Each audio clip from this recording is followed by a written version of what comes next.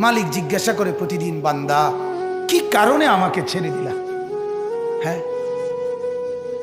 রাত 12টা বাজে তুমি ঘুমায় গেলা, মা ঘুমায় গেল, বাপ ঘুমায় গেল, বিবিও ঘুমায় গেছে, পাড়া পড়শি ঘুমায় গেছে।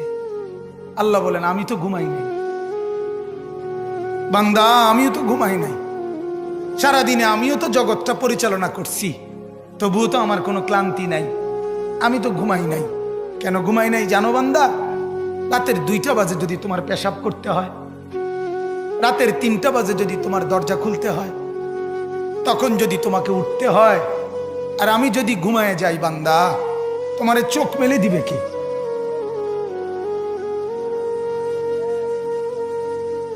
এই বাপ, চোখ মেলে দিবে কে?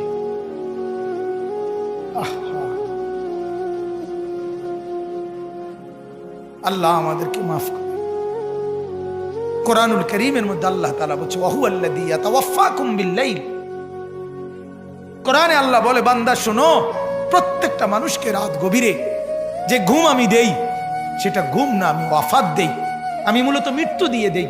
আবার আমি দয়া করে একটা নির্দিষ্ট সময় পরে চূড়ান্ত মৃত্যু দেব বলে আমি আবার সেই হায়াত সকালবেলা যখন জাগতে শুরু হয় তখন আমি ফিরাই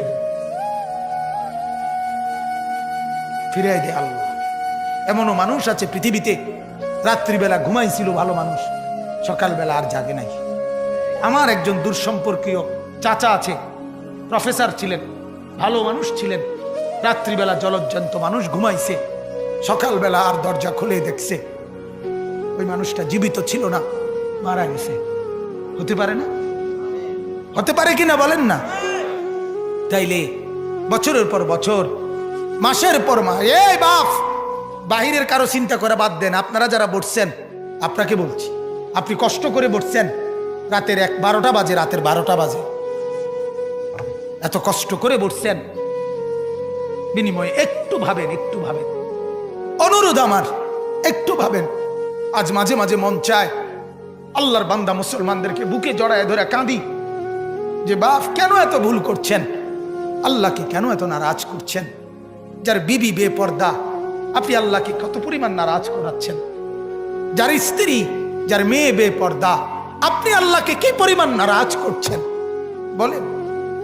এক কুকুর মরলে, লাশ ফেলে রাখলে যেই দুর্গন্ধ ছড়ায়, সেই দুর্গন্ধে অল্প কিছু মানুষের কষ্ট হয় কিছুক্ষণ, কিন্তু এক নারী বেপর্দা হাঁটলে যে যুবকগুলোর চরিত্র নষ্ট হয়, সেই নারী এক মরা লাশওয়ালা কুত্তার চাইতেও বেশি দুর্গন্ধ ছড়ায়।